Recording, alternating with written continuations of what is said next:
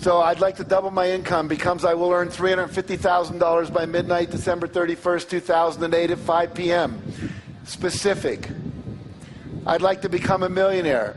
I will have a net worth of $1 million by midnight, December 31st, 2009 at 5 p.m. Like to lose weight and get fit. Might be I will weigh 190 pounds and complete a 10K run by December 30th, 2007. I want to look at the law of attraction with you just a little bit. We know the law of attraction works like gravity, which is always. I just got asked the other day, we were filming a PBS special. It's going to be a pledge drive special. I was in Boston doing that yesterday.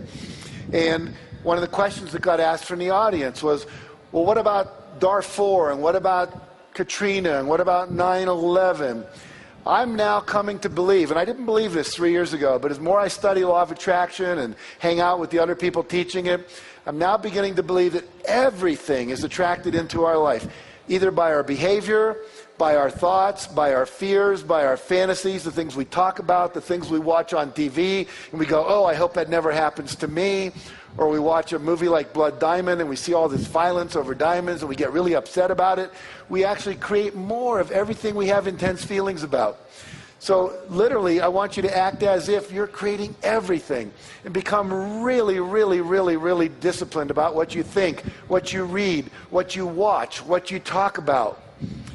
I was with Mark Victor Hansen in New York about 3 months ago. We were getting some awards for books, some convention, and we went out to dinner afterwards about 10 o'clock, and we talked till about 2 in the morning. And literally, in that 4 hours, neither one of us said one negative thing about anything or anybody. Mark told me the projects he was working on, and I went, that's fabulous. How can I help you? You need to meet this person. I just met that person. You guys need to network. It was all about how do we do it? Where do we do it? What's happening? What's good? What's good news? Mark was saying, wow, we can educate a kid in Africa for $120 a year. We can send him to college in Africa. I didn't know it was that cheap. You could do that. We talked about microloans. We talked about educating. We talked about some research that shows the fastest way to end hunger in the world is to educate young girls in rural villages. Who knew the research? But it's there. So literally, we just yes, yes, yes. How do we do it? Then I get on the plane the next morning to fly back to LA, and the guy next to me is talking about how crappy the world is, how bad his children are, the government, this thing is bad. Never occurred to us once to have a negative thought. It was all about what do we want? Let's make it happen. How can we help each other? You go. And so basically, that's what you want to be doing. Only focusing and talking about exactly what you want. When you talk about something's not working, all you're going to do is create more of it's not working. People come up to me and say, I've been doing the law of attraction for 3 months. I still don't have my car. It doesn't work. Well, what you're focusing on is it doesn't work. And you're going to get more of it doesn't work. What you want to focus on is where it is working. Hey, I wanted to get a place by the window at the restaurant, and I got it. You know, some people keep what they call a manifestation journal. At the end of every day, what did I manifest? Well, how's it working? And what we know is what we focus on, what? It expands. And so you want to focus on only that which is what you want. Okay, whatever you think about, talk about, and fantasize about, or give your attention to, you're going to attract more of. So you really have to become deliberate and intentional. Now, 3 stages we talked about: ask, believe, and receive. So I want to move into the next section here in a moment. We're going to talk about believing, and we're talking about creating a vibrational match for that which you want into your life. You must always be feeling good. Anytime you're feeling good, you attract more into your life to feel good about. When you're feeling bad, when you're upset, when you're pissed off, when you're resentful, when you're scared, when you're in doubt, you're actually pushing away all the things that are waiting to come into your life. Most of what you want is kind of sitting out there in the parking lot waiting to come in, but when you're talking about negativity and you're criticizing other people, it's pushing it away. And the faster you can get over that, the faster you'll manifest stuff into your life. So the more we can be in gratitude and abundance. Let's talk about gratitude for a minute. When you watched the movie The Secret, you saw about the gratitude rock that Lee Brower uses in his life. John D. Martini never gets out of bed until he has a tear of gratitude. Sometimes he says, I'm in there for an hour, just focusing on what I'm grateful for, but until that tear comes out of my eye, I do not get out of bed. And John is a millionaire, probably 100 times over. Started out as a dyslexic kid. He was basically dying when this person took him under his wing and gave him an affirmation, which was something like to the effect of, I am a wise person, and everyone I touch is benefited by my wisdom. And now, John has read every book ever written by any Nobel laureate in any field in the last 10 years. And he's a genius at what he does. Whereas before they said, you got to drop out of school, you're ADD. And at 14, he dropped out of school. Gratitude. Rhonda Byrne, when she wrote the book, The Secret, she said, I didn't start to write until I had so much gratitude in my heart that I would have a tear come down my face. She said, as soon as I was in that space, my fingers were just flying. And the book, she wrote that book in like 3 weeks. 3 weeks, wrote a book that sold over 3.75 million copies because she was in the space to receive. Because when you're in a space of gratitude, you're saying, I accept that which has been given to me, I appreciate it, and what that does, it opens up a space for more to flow in. The word grace, we say we're under grace, the grace of God. The word gracias in Spanish, gratitude, it's all from the same root word. The more gratitude we have, the more grace we receive that flows through us out into the universe in terms of our creativity and drawing to us that which we want. Abundance and generosity. You want to be always giving as much as you can. Barbara talked about that hugely today. Be in a state of joy. I now teach that at least 1 hour a day you need to take for yourself and do the things that you most love to do.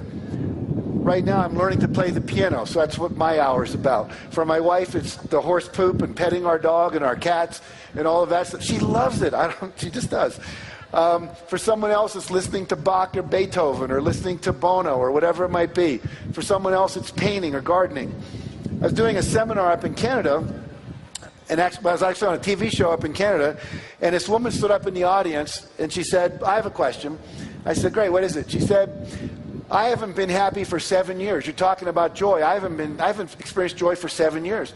I said, what happened 7 years ago? She said, my husband died. I said, really? I said, what did you used to do that brought you joy before your husband died? She said, well, I used to paint. I used to garden. I used to play the piano. And I said, have you done any of that in the last 7 years? She says, no. I said, well, here, go home, and tonight I want you to play the piano.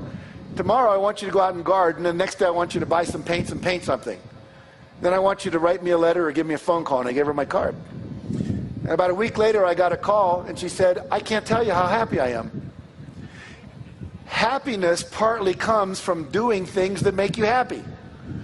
And for some reason, most of us spend our time doing the things we think we should do, and we don't go out and do the things that make us happy.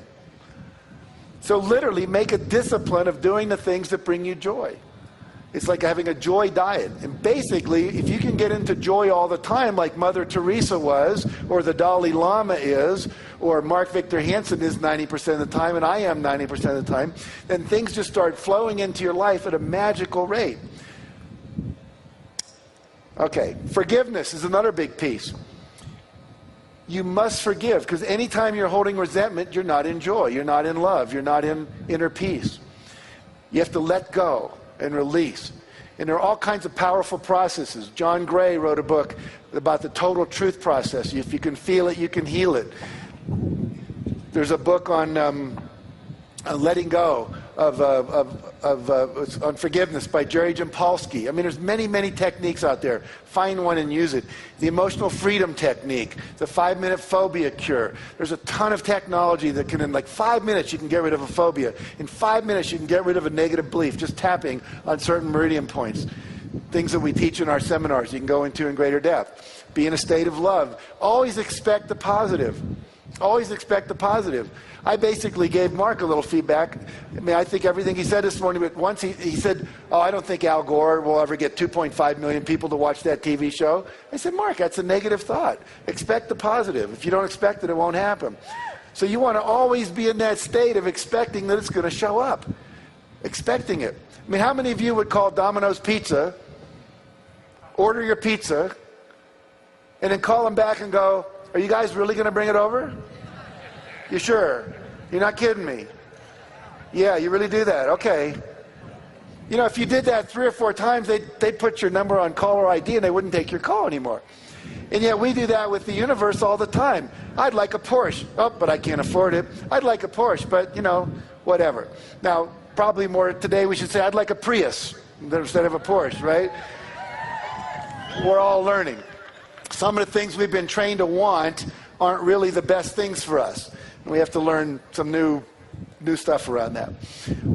All right, I'm going to skip over that slide. Here, I love this quote from Tiger Woods. He says, one of the things my dad kept instilling me was the joy of the game.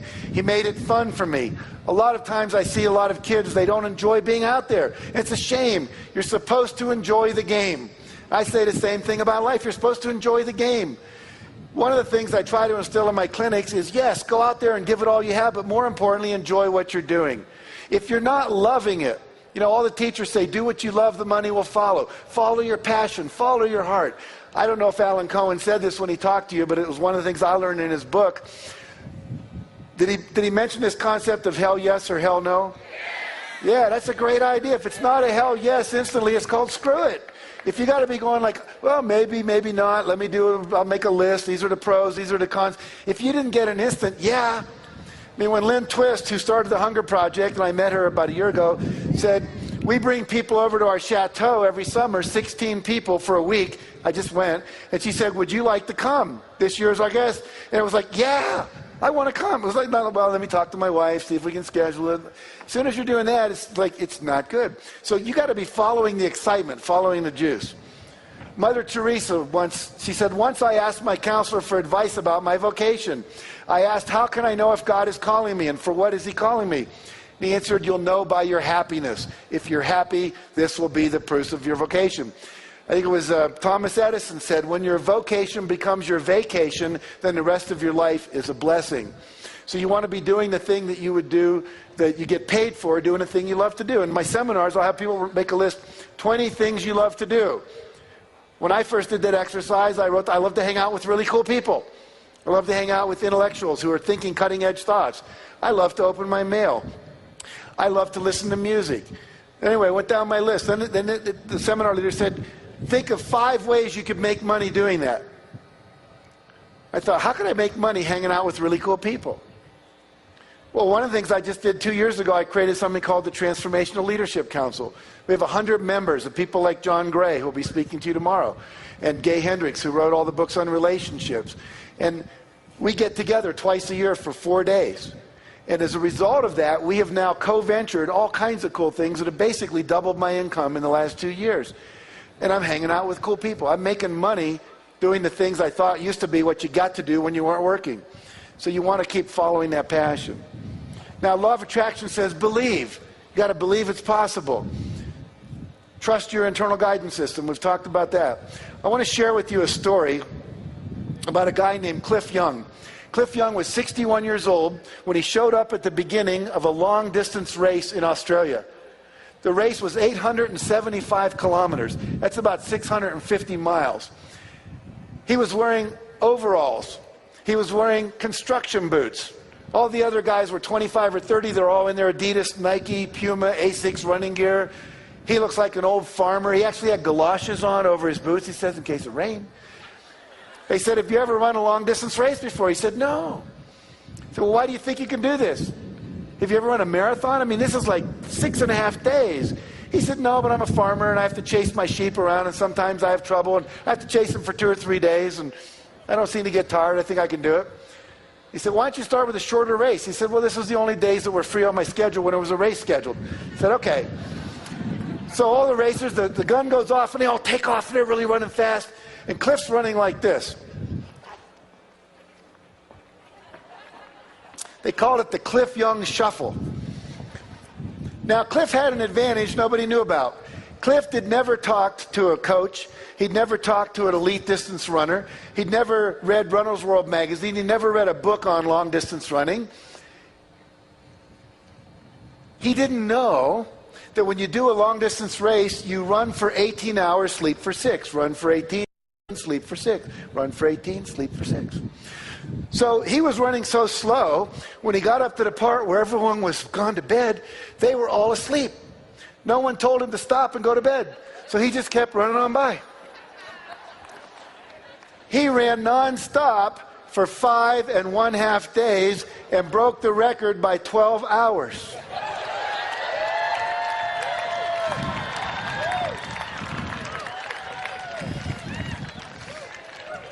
See, sometimes what you think you know gets in the way of what's possible. If you believe you can do something, you can figure it out. But you have to believe. You have to believe it's coming into your life. I love this quote. It says, never tell anyone something cannot be done. God may have been waiting for centuries for somebody ignorant enough of the impossible to do that very thing.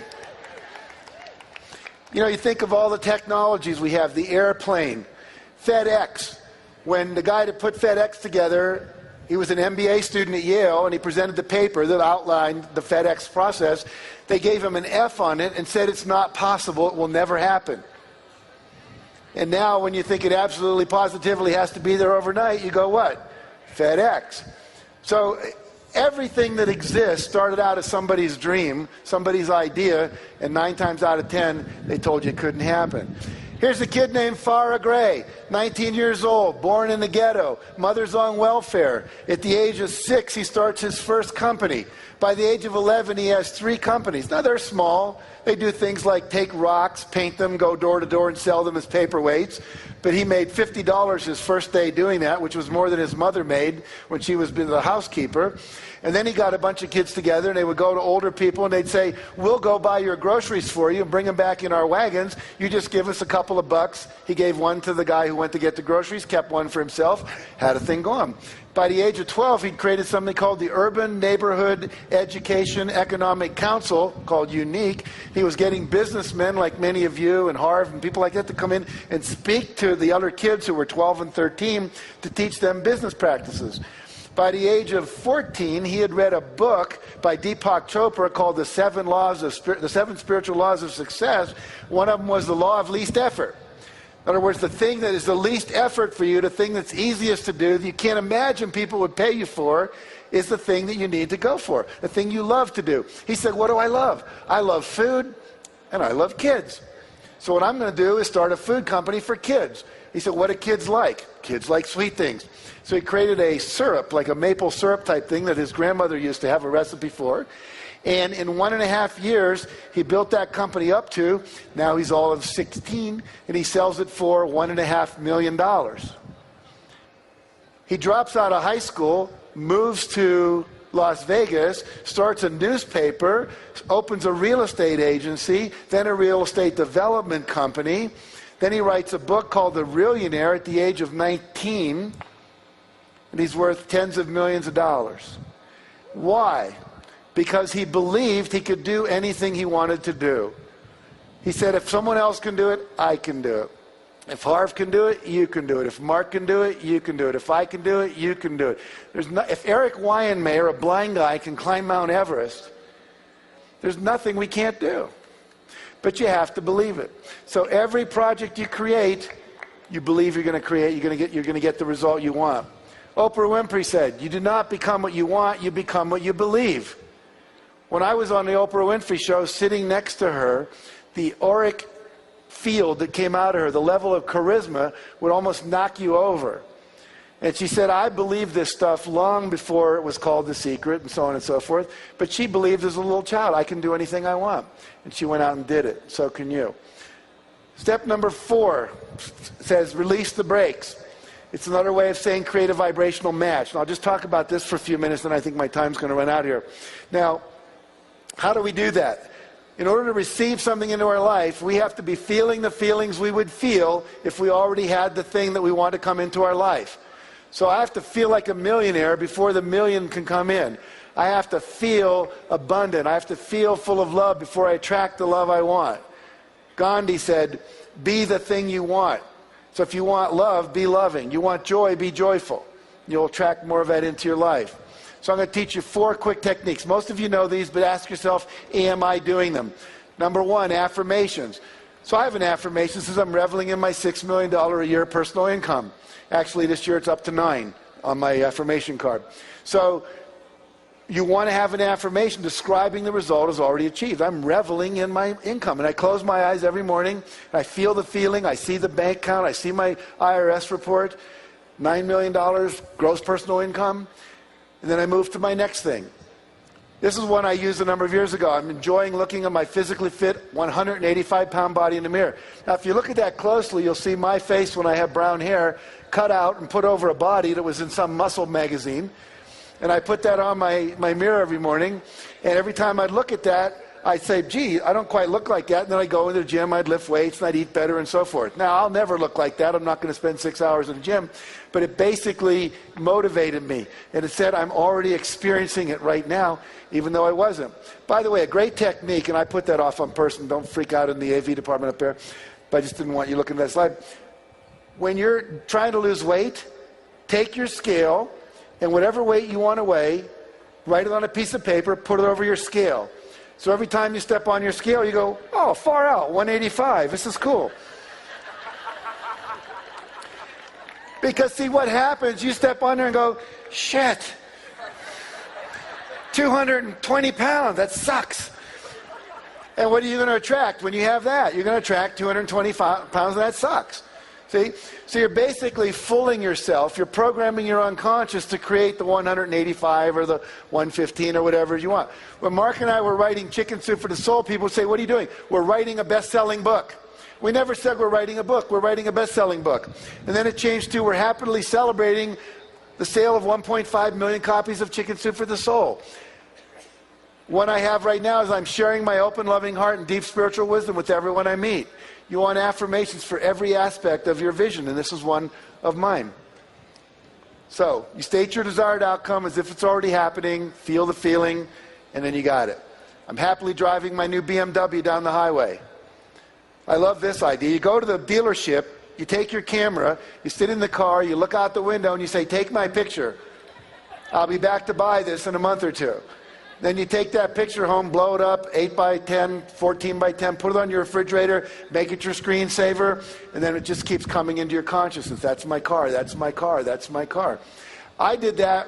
I wanted an Audi one year, and about 3 months after I started, a friend of mine came who actually owned an Audi, and he said, I'm going to Europe for 6 months. I don't want my car to sit because it needs to run. Would you be willing to use my car for the next 6 months? Sure, why not? It's a great car. I didn't have to pay for it. Go down to the dealership, sit in the car, put your hands on the wheel, feel the feelings, get used to it. If you want to stay in world-class hotels like the Four Seasons, go to the Four Seasons. If you can't afford a room there, just sit in the lobby and have a drink. Go to the bar, have one drink. Sit in the lobby, watch the rich people come by and say, someday that's me, or now that's me, because it is you. You're sitting in the lobby of the Ritz-Carlton, whatever it might be. Get used to the feeling. Go to the houses. When they have open houses for houses that cost $10 million, go. My wife used to say, why go? We can't afford it. I say, yes, we will be able to. And now I live in a $6.5 million estate. So the point is, you want to get used to the feeling. You don't want to feel uncomfortable. Have you ever been to Rodeo Drive and gone into some of the stores where men's shirts start at like $450? The suits are like $2,000 and up. And you walk in and you go, I don't belong in here. It's almost like they're going to ask you for your Platinum American Express card and you won't have one and they're going to throw you out like you're a homeless person. The truth is, go in there, try on the shirts, try on the suits. Before we could afford it, we went into Armani. My wife tried on these suits. She looked incredible. I went, honey, that's you. And she said, I know. And now we can afford them. We couldn't afford them back then. But now we can. So get into the feeling of it. All right, create vision board. How many of you have a vision board or a wish book? Okay. Here's one, a friend of mine, Rick Kinman. It's got all this stuff on it. Here's this. I love this one. Someone just sent me this. This was a woman who was single. She wanted to be married, and she wanted to get married in Greece. And you see the pictures she had on her vision board. And then she sends me this. 6 months after she made the vision board, she met a guy, he proposed, they got married, and they did it in Greece. Came out of the blue. Mark wrote a book called Out of the Blue. It will come out of the blue. Here's some of the things on my vision board. And there's a picture of Oprah, and I was on her show, millions of dollars. I'm working on that body on the left-hand side. And more flexibility, getting more sleep. I want to go to the Taj Mahal in India and do some more meditation. Picture of my wife and I enjoyed my mortgage paid in full and so forth and so on. And then I ran across this really cool thing on YouTube. You might want to write this down. There's a guy named Malcolm Cohan, C-O-H-A-N. And he has a thing called Think It's So. You just go to YouTube and type in Think It's So. And what he's done now, he's created a proprietary software package where you can take your pictures from Google and all these places, and you put them into this package, and then what it does, it becomes a screensaver that pops up on your screen and works like a PowerPoint presentation that just keeps rotating by. So Think It's So, Malcolm Cohen, C-O-H-A-N. He's an Australian. And once I learned that, what I did, these are just some of the pictures that are in my screensaver now. This one says, I'm feeling exhilarated talking to audiences of 5,000 people or more. I've talked to audiences of 5,000 people or more 10 times in the last 3 months, including 17,500 screaming women at Arbonne. Amazing. A lot of fun. I'm enjoying celebrating total sales of 5 million copies of the Success Principles book and DVD. We are celebrating having sold more than 1 billion copies of Chicken Soup for the Soul books, and we had a person mock up Time magazine cover for us. I'm thrilled to be working with people in positions of power to create a better world.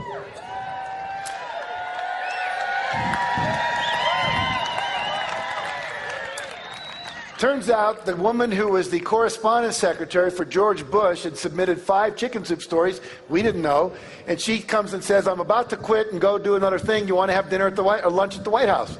So we went, and one of the things we got to do was go into the press room where Tony Snow stands up there and goes, yes, question, question. I got to take that picture. I'm sitting up with Mark at 2 o'clock this afternoon, and he says he was with Gene Houston in Greece. Gene Houston is one of the major advisors to Hillary Clinton, and Gene Houston said, we want you and Jack to work with the Democratic Party to help advise them for this new administration to bring more of this consciousness.